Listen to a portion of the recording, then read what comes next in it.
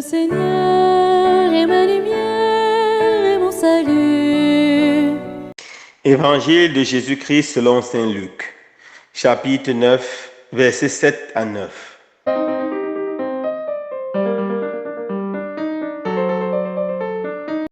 En ce temps-là, Hérode, qui était au pouvoir en Galilée, entendit parler de tout ce qui se passait et il ne savait que penser.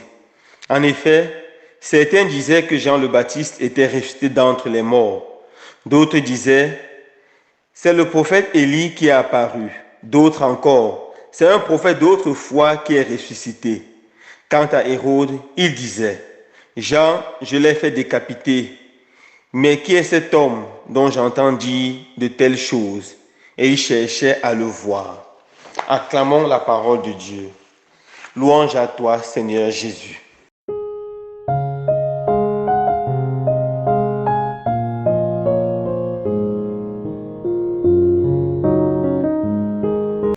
Chers frères et sœurs bien-aimés, dans l'évangile de ce jour, saint Luc nous présente le roi Hérode. Tout d'abord, essayons de faire une petite précision afin qu'on connaisse exactement de qui il s'agit. Si nous regardons les récits de l'enfant de Jésus, nous voyons Hérode, celui qui essaye de massacrer, celui qui essaye de faire périr l'enfant Jésus et qui massacre les enfants de Bethléem. Celui-là, c'est Hérode le Grand. Il a eu 4 enfants. Ces 4 enfants sont Hérode Antipas, Hérode Tétrarque, Archelaus et Philippe. Voilà ces 3 enfants. À sa mort, c'est-à-dire 7 années après la naissance de Jésus, son royaume est divisé en 4 parmi ces 4 enfants. Et Hérode Tétrarque et Hérode Antipas réussissent à avoir la grande partie. Ce sont eux les princes sur la Galilée et la Perse. Dans l'évangile d'aujourd'hui, lorsqu'on parle d'Hérode, il est question d'Hérode Antipas. Hérode Antipas était un adultère. Il a réussi à séduire Hérodiade, la femme de son frère Philippe, et l'a prise pour femme. C'était également un assassin. Selon la demande de Salomé, la fille d'Hérodiade, qui avait performé cette danse malsaine, Hérode a fait décapiter Jean-Baptiste. Alors, depuis qu'Hérode avait fait décapiter Jean-Baptiste, il a commencé à avoir des sérieux problèmes de conscience. Comme on dit de façon assez courante, sa conscience le jugeait. Il savait bien que Jean-Baptiste était un homme juste et il savait bien que Jean-Baptiste était un prophète. En fait, il avait arrêté Jean-Baptiste parce que Jean-Baptiste a refusé le mensonge. Il lui a rappelé qu'en tant que roi d'Israël, il doit veiller à ce que la loi soit respectée et non la bafouer lui-même. Il doit veiller à ce que les commandements de Yahweh soient respectés et non être la première personne à les mépriser. Il a invité à arrêter de vivre dans l'adultère et à se convertir.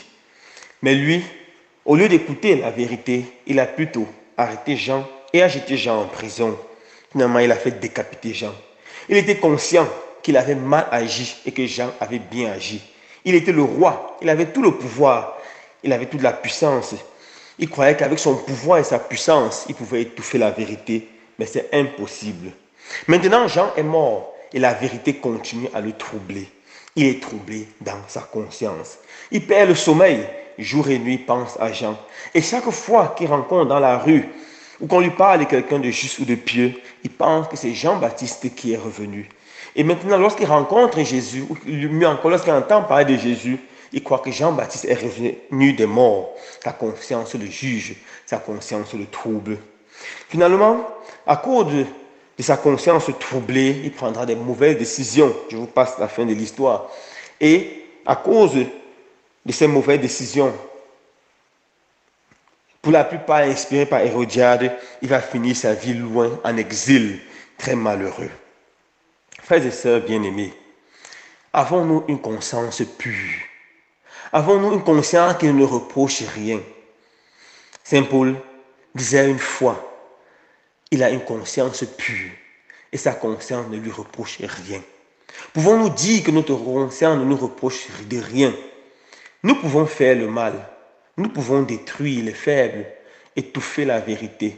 Mes frères et sœurs bien-aimés, notre conscience gardera tout cela et ça va nous faire perdre le sommeil. Nous pouvons nous enrichir sur le pauvre, sur le faible. Nous pouvons profiter des sales guerres, profiter de la corruption, écraser, tuer, piétiner. Oui, nous le pouvons. Nous pouvons échapper à la justice des hommes, car nous sommes peut-être bien situés, nous avons des relations. Mais je vous assure, frères et sœurs bien-aimés, personne ne nous échappera à la justice de sa conscience. Un jour viendra où notre conscience va commencer à nous rendre, à nous demander des comptes et nous dire, pourquoi as-tu fait du mal? Pourquoi as-tu écrasé le faible, le pauvre? Pourquoi as-tu fait périr le prophète? Pourquoi as-tu menti encore et encore pour détruire et saboter ton frère? Pourquoi as-tu calomnié autrui? Notre conscience nous posera ces questions tôt ou tard. Quelle va être notre réponse? La conscience est tellement puissante que nous perdrons le sommeil. Certains tombent dans l'alcoolisme ou cherchent des drogues pour échapper à leur conscience, mais c'est impossible. Impossible de fuir notre conscience.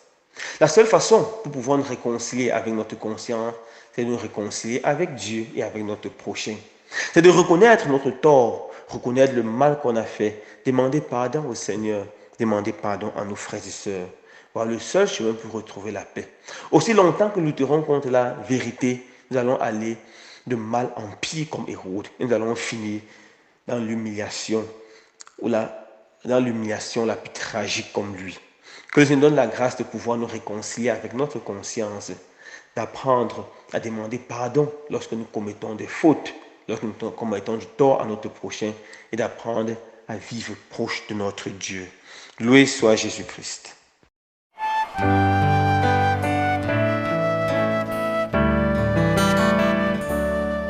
Le Seigneur est ma lumière et mon salut. De qui aurais-je crainte? Le Seigneur est le rempart de ma vie. Devant qui tremblerais-je? Le Seigneur